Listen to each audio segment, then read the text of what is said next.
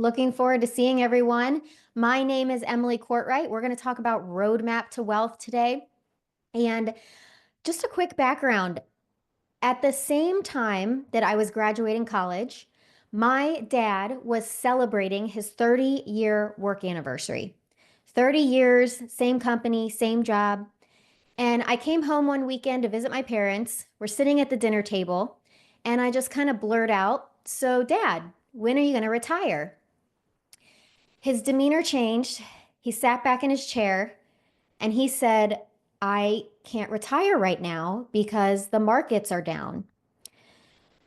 I had this mix of confusion and disbelief because this was a man that had worked a physically demanding, dirty job in a sewage processing plant for 30 years. And he had been taught to invest in stocks and mutual funds his whole life, and that was supposed to provide for his retirement. But this was 2009. The markets were rattled, and he was now handcuffed to his job. So I remember clearing the dishes with my mom, and all I could think of was, I don't know what I'm going to do different, but I am not going to have my retirement years taken away from me like that. Fast forward, at first, I followed the traditional path. I went to college, I got a good job, I climbed the corporate ladder. I was an engineer at GE, and until they sold off the division that I was in, that was the kick in the butt that I needed to make a big change. So at 28 years old, I left the corporate world, moved to Texas, and started a real estate investing business. At first, I did single family flips and rentals, wholesales here in the DFW area, self managed my own rentals. And I did that for about 5 years. Now, just like the Monopoly game, instead of moving up, trading in my houses for hotels, I traded in my houses for apartment complexes.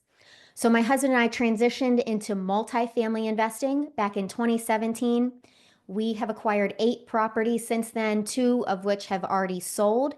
And that was great until about 2022 when the markets started to shift again.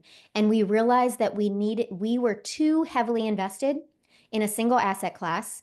Our cash flows were starting to be affected, and we knew we had to pivot. Luckily, it was right about that same time that I joined KW Wealth. And KW Wealth opened our eyes to other investing strategies and models that we could use to map out and better plan our wealth journey. We never really had anything to go off of before, but KW Wealth showed us the models that we needed.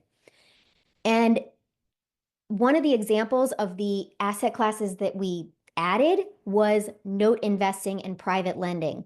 So since 2022, we've gotten over 1.4 million in note assets. We have expanded our passive investments.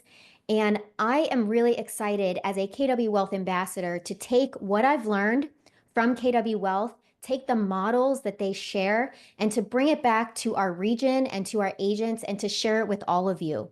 Because these are the models that have significantly affected our wealth journey, and they are easily implementable. They are something that you can take and you can implement in your family wealth strategy today and for this first part of 2025. And so for the next 40 minutes or so, I'm going to cover the 5 most critical steps to wealth building in 2025. We're going to talk about net worth tracking. We're going to talk about 4 conditions of money. This is a model that Gary Keller came out with. Then we're going to talk about dead money specifically, the path of money, and we're going to end with a wealth GPS. So let's get started. The first and most foundational part of your wealth building journey is your net worth tracking. And one of my role models is Wendy Papasan. So I had joined a women's group that she ran, and we tracked our net worth in that women's group. And what I want to share with you is her story around how net worth tracking has impacted her and her husband Jay's wealth journey, because I can tell you how it affected mine. But coming from Wendy Papasan and her and Jay's story is so powerful. So she's going to mention Net Worth Club disregard that. Just listen to the message and how powerful net worth tracking has been for her.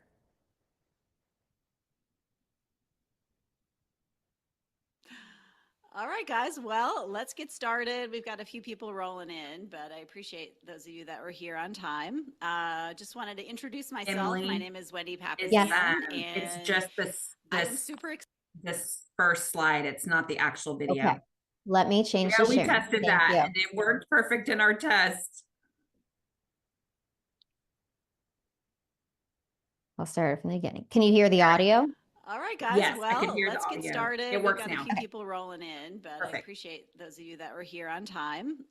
Just wanted to introduce myself. My name is Wendy Papazian, and I am super excited. I'm chairman of the board for Her Best Life, which is the organization that's kind of affiliated with Net Worth Club.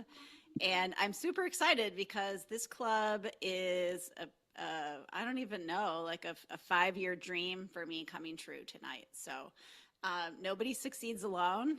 This is an idea that I had. My husband and I had a goal of helping people become millionaires.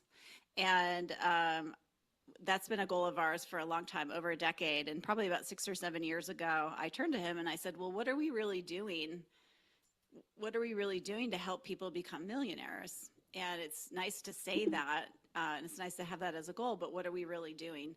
And so then at that time, we started a net worth club for our teams. So we started meeting once a month, tracking our net worth and helping our team members become millionaires. And I'm happy to say that we've made many, many millionaires on our team.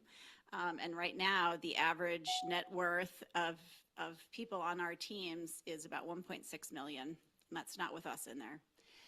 And so I'm just really excited to be here tonight. And some of you maybe know what you're getting into. Some of you don't know what you're getting into. But I just want to let you know, like, there's no need to be nervous, right? Everybody starts somewhere with their net worth. And when Jay and I started, we started tracking our net worth about 20 years ago.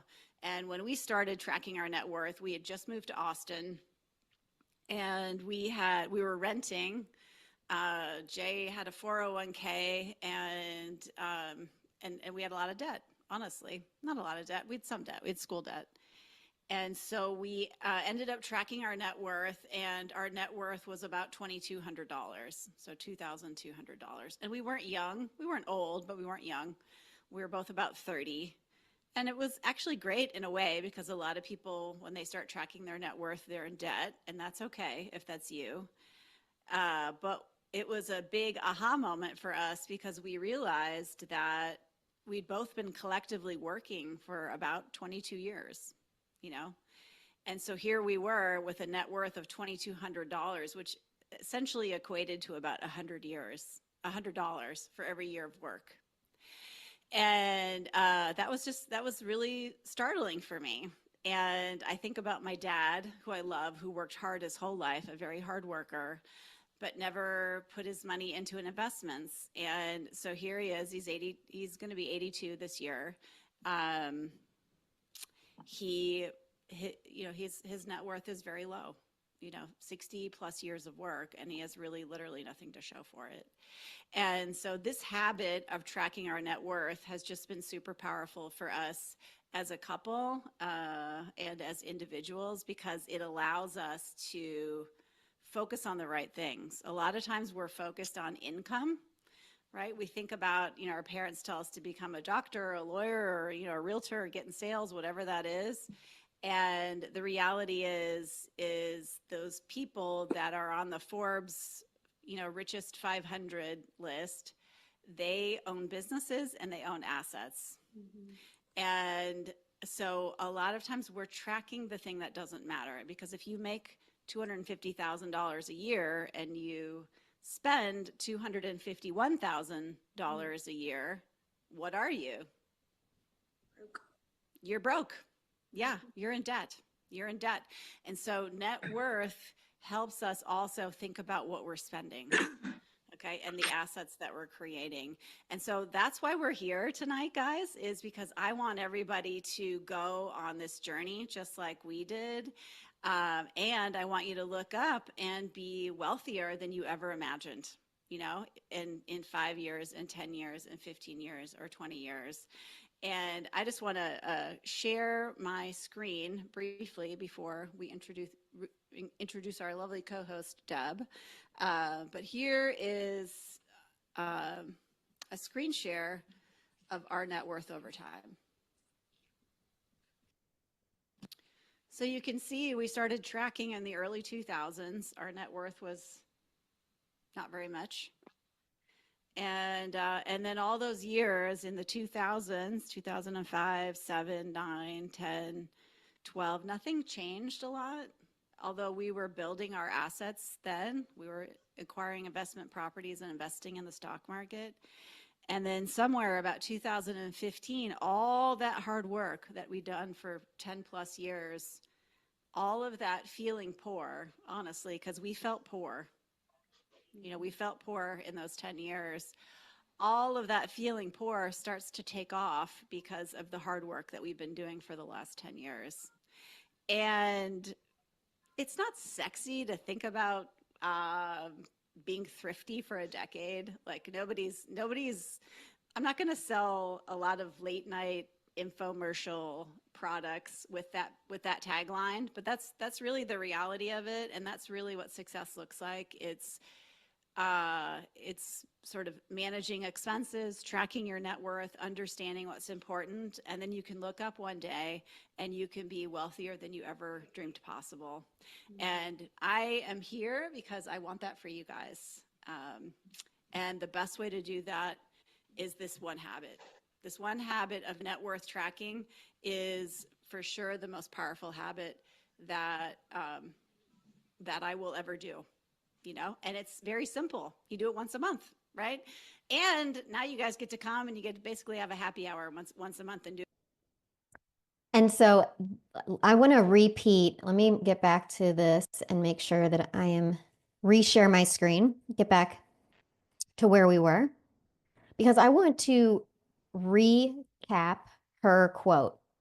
And she said, the one habit of net worth tracking is for sure the most powerful habit that I will ever do. And it's very simple because you only have to do it once a month.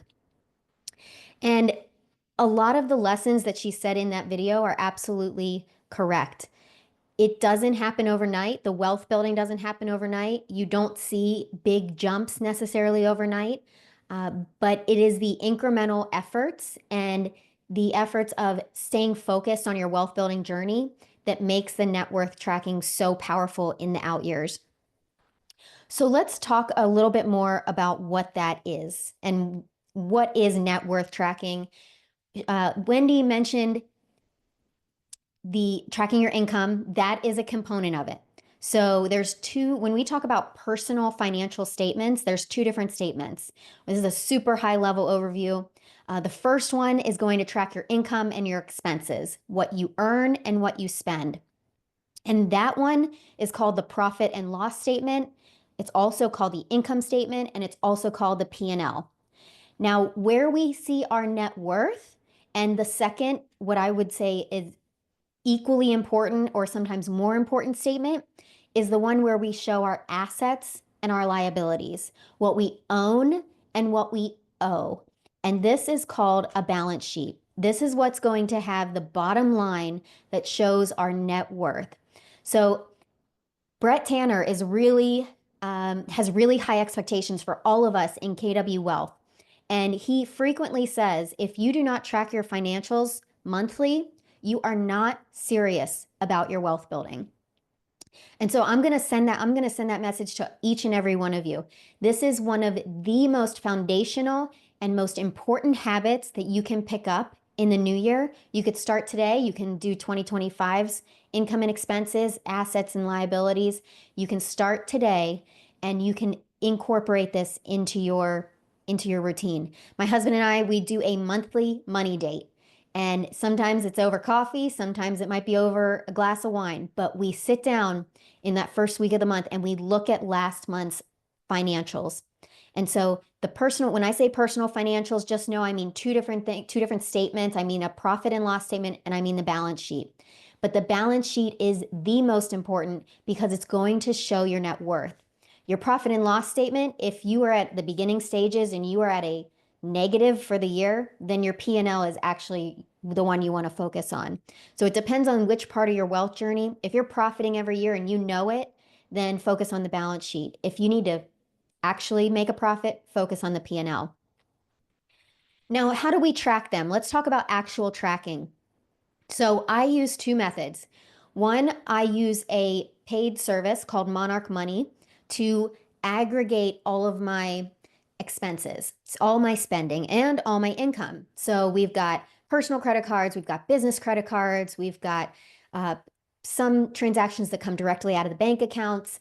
Well, I am not doing manual tracking of all of that. It all comes together. I use Monarch Money. And at the end of the month, I'm going to show you some screenshots. Monarch Money just tells me what categories I spent it on. And I take those numbers from Monarch and I still put them in an Excel spreadsheet.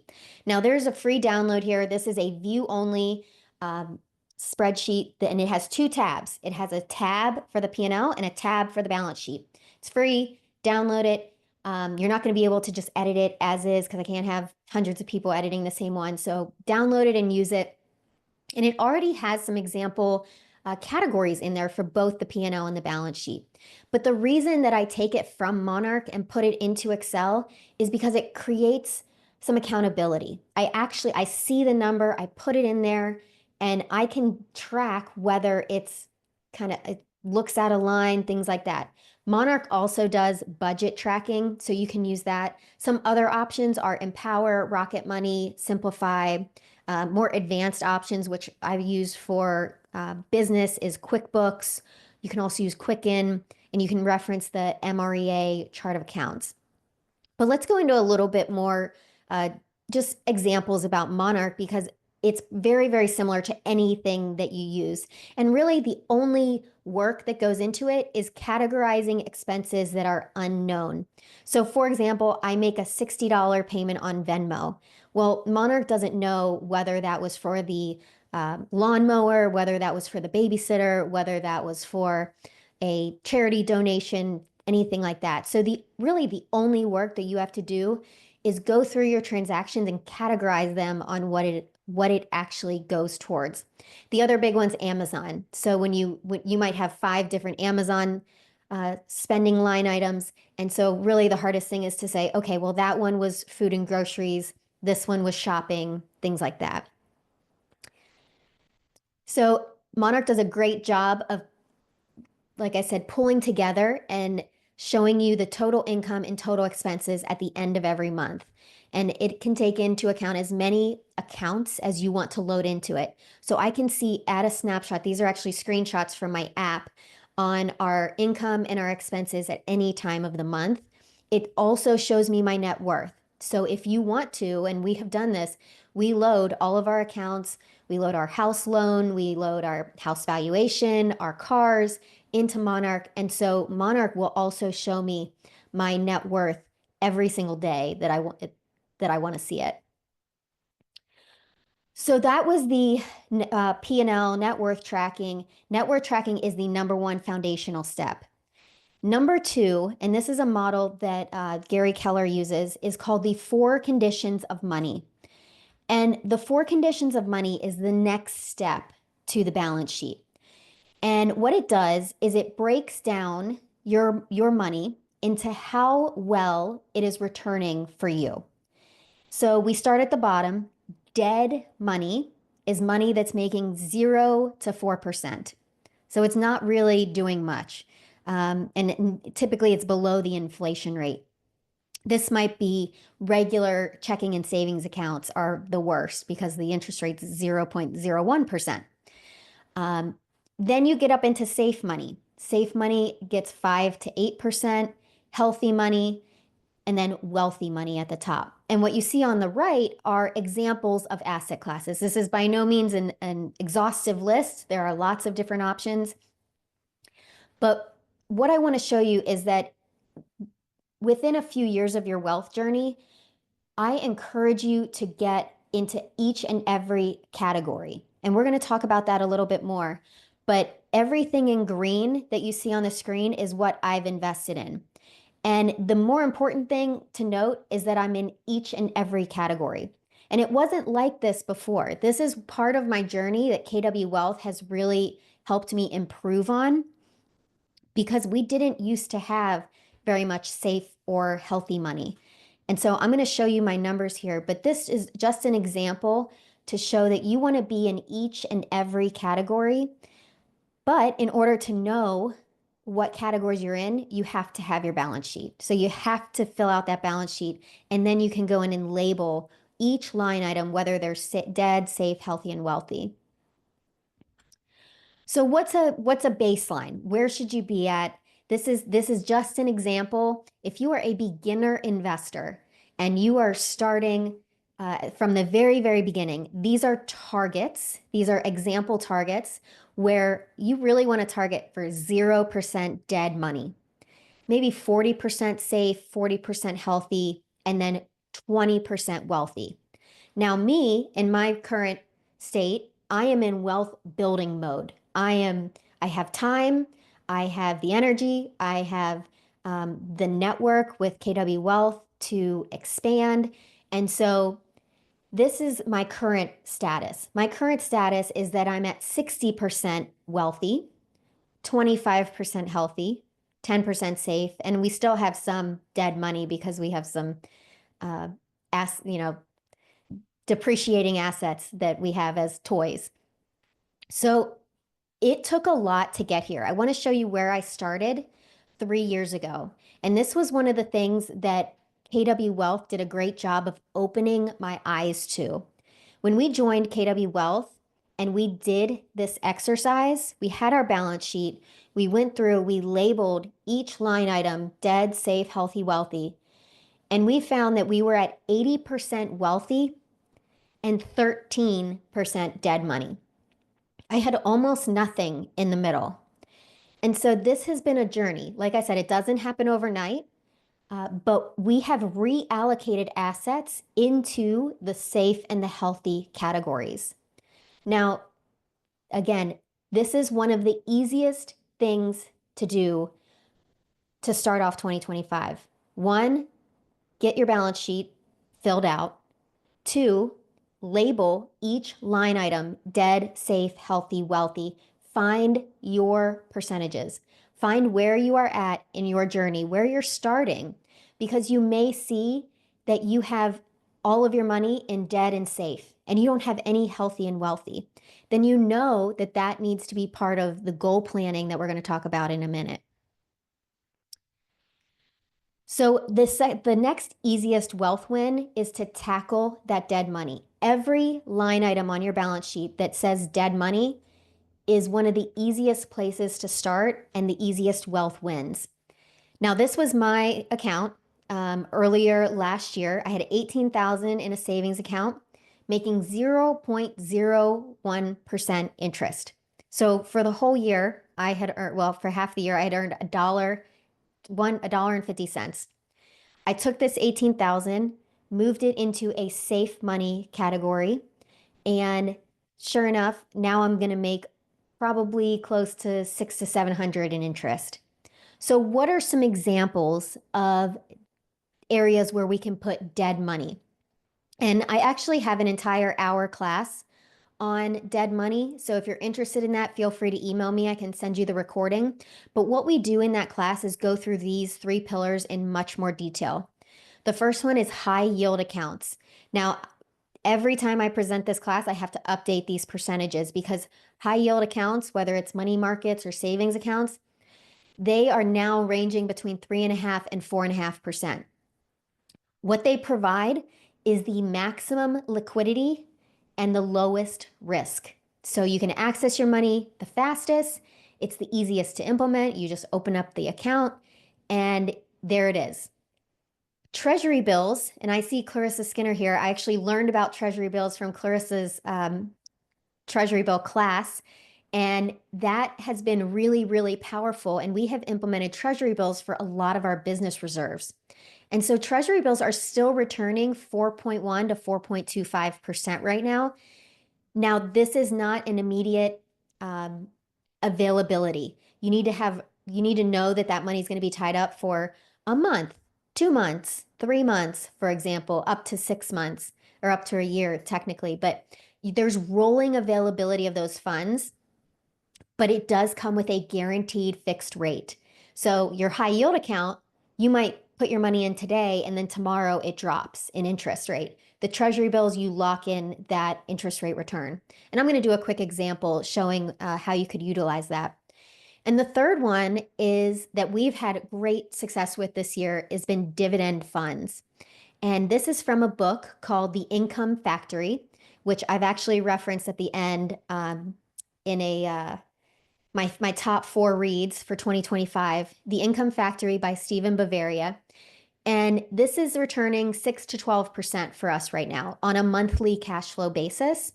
Now, it is not guaranteed, and but it is liquid. So it's liquid, but it's not guaranteed, but I'm getting the higher yields. So it's a little bit of how much risk do you want to take? Do you want a guaranteed return? Do you want a floating return? But these are the 3 easiest places to implement dead money and get that money working for you in the short term. So this is just an example. Let's say you had $50,000 set aside for college tuition coming up, maybe a home down payment, maybe a new car, and you're going to need that money in 6 months from now. You could take it and you could put it in a 6-month treasury bill. And when I last looked at the rates, they were around 4.28%. So that 50,000 could earn you about $1,070 in interest over the next 6 months. Guaranteed, fixed rate. And the way to amplify that, you're like, well, that's not great. But if you left it in the savings or checking account that it's currently in, making 0.01%, it'll probably only earn you $1, $3, $5 in interest for that same time. So this is free money. This interest is free money that you're getting just by being smarter about where your money sits.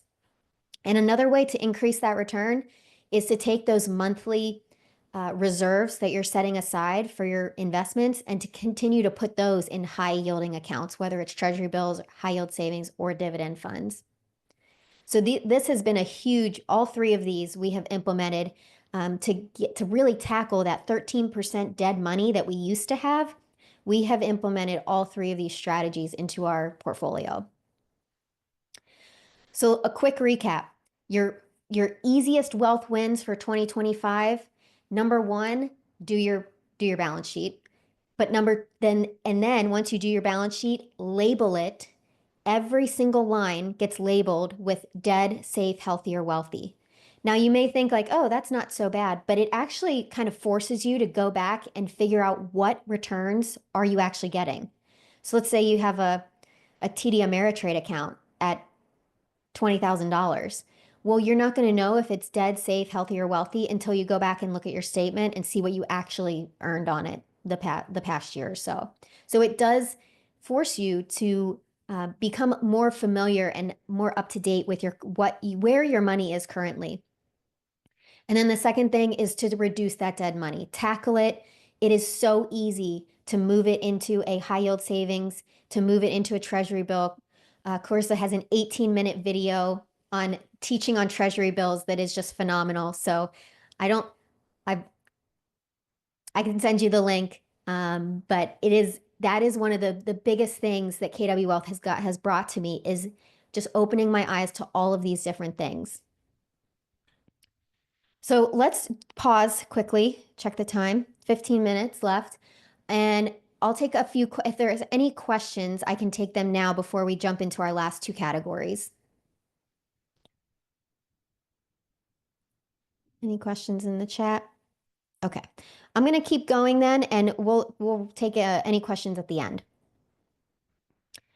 Okay, so let's wrap it up with path of money and Wealth GPS. And I kind of put them together because they work really well together. They're two models, they're two Keller Williams models. You may or may not have seen them before. The Path of Money is from the Millionaire Real Estate Agent book. And this is one of those charts or models that to me is so powerful and goes on the wall of my office. So there is a handout that I made for everybody, and the Path of Money is so critical that I put that on the handout. So that is the top of the handout, because if you take nothing else away from this class, if you follow this path of money, you will be on the right direction. So let's look at it. It starts at the top with two kinds of capital. Human capital, which means you work for your money, and then it calls the other one capital assets, where your money works for you. Now, Warren Buffett has a famous saying that says, if you don't find a way to make money while you sleep, you'll work until you die. And so the point is that you need to have money, you need to have capital assets working for you so that the day you don't want to be in business anymore, the day you don't want to buy, sell, invest in houses, work with clients, you have other cash flow and other income providing.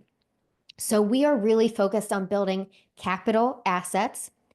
But for now, we're probably doing both. We're working for money and our money's working for us.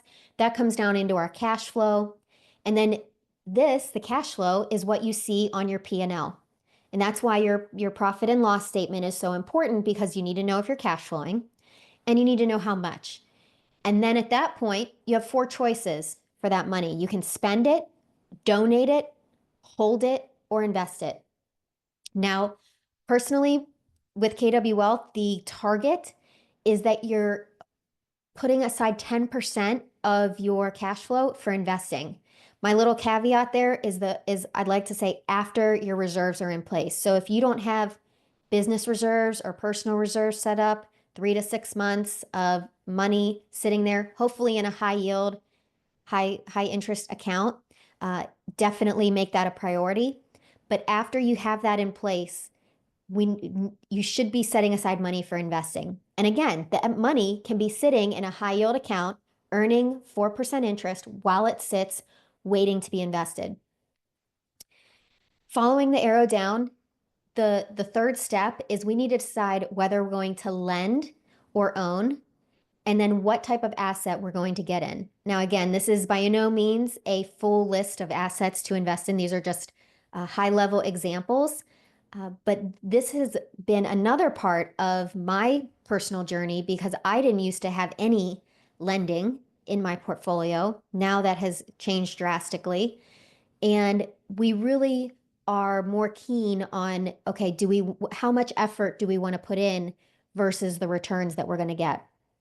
That's all going to boil down into your financial returns and come back into your capital assets, your cash flow from the money that is working for you.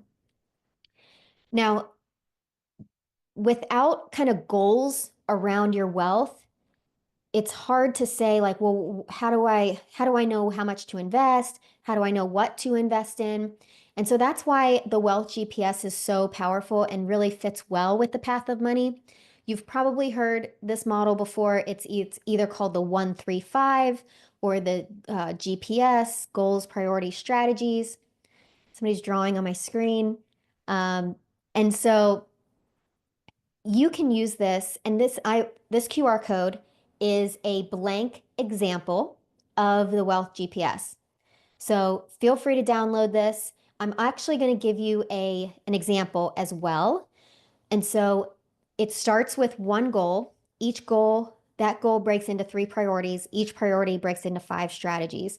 You want these goals to be realistic, measurable, time-based, smart goals. And you should be reviewing these weekly, or even at your monthly money date with your partner, or to review your financials. So let's look at an example. Whoops. Okay. So here's the example that was done by KW Wealth. And this person wanted to increase their cash flow by $12,000 a year or $1,000 a month. Now you can find this example if you scan this QR code. So this is a separate QR code. This is the actual example that you can download. But in order to add $12,000 a year in additional cash flow, they had the first priority was to buy 2 single family rental assets that were going to cash flow X amount. Now, the strategies are how are they going to do that? So you can see and you can go through the example on your own. The second priority was to optimize their money. Now, this is the same as tackling that dead money and maintaining modest returns on family savings and business savings. So, how are they going to do that? They're going to put their savings into high yielding accounts. They're going to earn, at this point, I would assume to earn 4% ish. And you're going to increase your cash flow by that amount during the year. So if you want this full example, feel free to scan the QR code. And again, this is it's important to have goals around your wealth building. One, so you're held accountable, and two, so you know as you go through that path of money, how are you going to invest it? After you label your balance sheet dead, safe, healthy, wealthy, you can then put a goal around a better utilization of those. Let's say you have no wealthy money. Part of your wealth GPS could be to add 10% of your portfolio to a wealthy money category. So those are just examples as you go through the wealth GPS. And so the path of money really wraps it all up. At the top section, this is just a recap, top section, you are utilizing those personal financials very heavily because they tell you how much you're going to have to invest and what money that you already have from your balance sheet, what can be moved around. Now you have to pair this with the wealth GPS because you have to know what your goals are around wealth building. And then the bottom section really takes into account the dead money, the 4 conditions of money, which is also on your handout. The 4 conditions of money is one of my favorite charts that we have been introduced to through KW Wealth because it has changed our portfolio so much. And you'll also utilize the wealth GPS in the bottom section. And so for me, this is one of the most high level, like, where do I start? This is where you start. You start with the path of money. You start with your personal financials. You start with tackling dead money and your wealth GPS. And if you can do those few things in 2025, I guarantee your net worth will profit from it. Now, book recommendations. These are some of these, 3 of these were required by KW Wealth. The Psychology of Money. And the Psychology of Money is, I actually quoted on the back of the handout. So if you got the handout, you'll see page 2, and it's a little excerpt that kind of differentiates being rich from being wealthy. And the big lesson just from this was just one page in the book, and this is a great book. I love The Psychology of Money, but it really boils down to it is hard to find role models that are wealthy because wealth is typically hidden. Like nobody knows my balance sheet, right? My parents don't know my balance sheet. My best friends don't know my balance sheet. Our wealth is really usually hidden.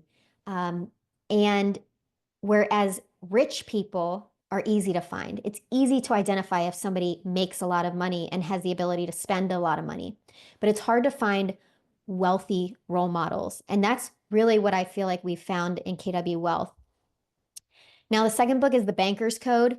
This one taught me all about how the mindset of being a lender. Never in my life before reading this book had I ever considered the lender to be in the safest position, but this book will change your mindset and it'll open your eyes to a whole new category of investing. And if you look at the path of money, lending is its entire own category. And so to start to understand the lending opportunities in investing is really, really critical. 10x is easier than 2x. Great book for focusing, for helping you say no to things that you shouldn't be doing, helping you offload the things that aren't furthering your business to the maximum potential. Great book. And then I mentioned the dividend funds. This is the Income Factory by Stephen Bavaria. That is the book that has guided all of our Income Factory purchases. And if you end up investing in dividend funds, feel free to email me, and I'm happy to share like the exact funds that I picked and some of the other resources that Stephen Bavaria has.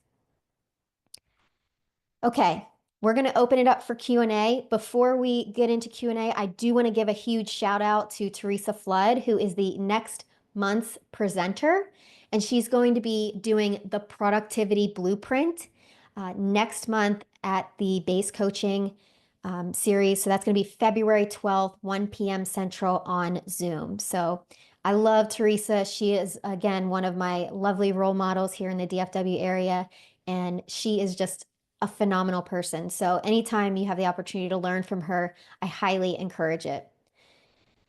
So let's talk about Q&A. Let's see. Any questions? We did have one. Emily asked in the chat, what are good examples of high yield savings? Okay, so that is a great question. I would say you're always going to find the higher rates at online banks. Any bank with a brick and mortar is not going to be able to offer the competitive rates that the online banks can offer. So, like I believe SoFi, SoFi, and like CIT, not Citibank. Citibank does have options. Capital One has options.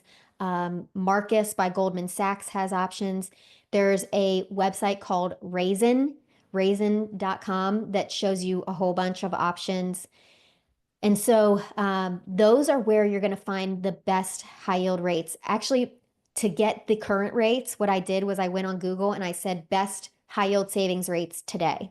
And you'll find multiple websites, NerdWallet, that different things that give you, that show you everybody's rates. But chances are it's going to be an online bank, and it's not going to be your Chase, your Wells Fargo, your Bank of America. The other one that I use currently is M1 Finance, and I'm currently getting 4% in that high yield savings.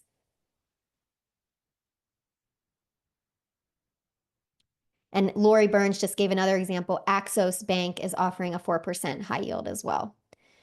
Okay, so Nestor says, how does one start a private hard money lending and owner financing? So I'm going to give a quick example. I had 11 rental properties at the max. I had sold all but one to get into multifamily. And that last one, by then we had joined KW Wealth, and Brett Tanner was like, you should owner finance that one. And I was like, that's a great idea. Let me learn more about that.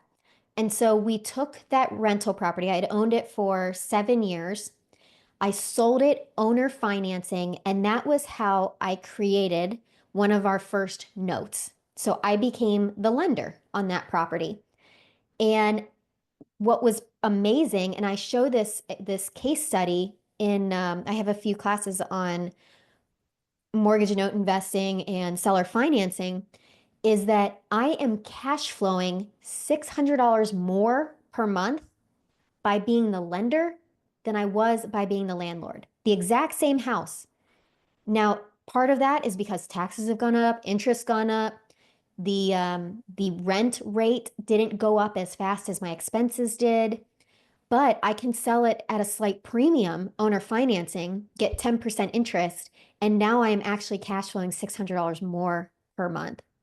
So really, if you have single family rentals and you are kind of that exhausted landlord where you're like, I'm kind of done with these rentals, the cash flow's squeezed, it's just not making sense anymore, highly consider you may want to highly consider selling it owner financing if it's in the right market and for the right price range. Private and hard money lending, I highly encourage you to consider KW Wealth. Brett put together a whole 3-week series on how to start a hard money lending business. And that is available to everybody in the KW Wealth community, which starts at $199 a month. And that literally, we took material from that. He shares his loan application, which I sent to my virtual assistant. I sent her the link to the loan application. I said, duplicate this. And none of it's proprietary. It's like, name, address, is the property owner occupied, or are you an investor?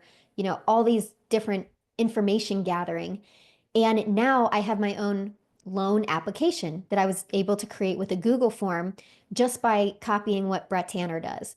And so if you're interested in starting a hard money lending business, I highly, highly encourage you to consider KW Wealth because they have the resources, the training, and the people who are actually doing it to bounce all those ideas off of. So I see Arnie says, what are the risks to being the lender or the owner financer? Really, the risk is that the person stops paying and you can either you're the lender. You're really in the position of the most leverage. You have the most negotiating power. You could choose to modify the terms of the loan to extend it out, maybe adjust the payment. You could offer cash for keys, kind of similar to like trying to get tenants out. You could say, um, here's $500, give me the keys back and we're going to deed the house back to me and you could take over the property, or you could foreclose. So the banker's code does a really great job of going through those risks and how they're not nearly as bad as, like, if I'm the one, for example, let's talk about a flip house. If I'm the one flipping the house, I take the risk that my material and labor prices are going to be higher. My rehab's going to be higher. My holding costs are going to be higher. The house isn't going to sell as fast as I think. I take all of those risks, whereas the lender in that scenario has like the least amount of effort and the least amount of risk. So there's a lot of ways that you can structure it to make yourself as the lender the safest position. Okay, so Lori asked, does KW Wealth offer a lot of support for beginners? It does. And what I love about KW Wealth is that they do a great job of categorizing all the trainings. There are probably 200 trainings from the past, and maybe even more from the past 2 to 3 years. They are all very organized and categorized into different buckets. So, for example, one of the buckets is hard money lending and private lending. And so, if you don't want to learn about that, don't go to that one. There's trainings for beginning of the year, end of the year. And what they do is they give you, again, other tools and models to use as roadmaps, to evaluate where you are in your wealth journey when you start the process. Do you have to be a KW agent to be in KW Wealth? You don't have, and this might have changed. Don't quote me. I can connect you with the person who would definitely know the answer. It used to be where you couldn't be an agent with a competing broker. So, like, my husband could join KW Wealth because he's not with a competing broker. Um, but if you are an agent, you do have to be with KW to be in KW Wealth.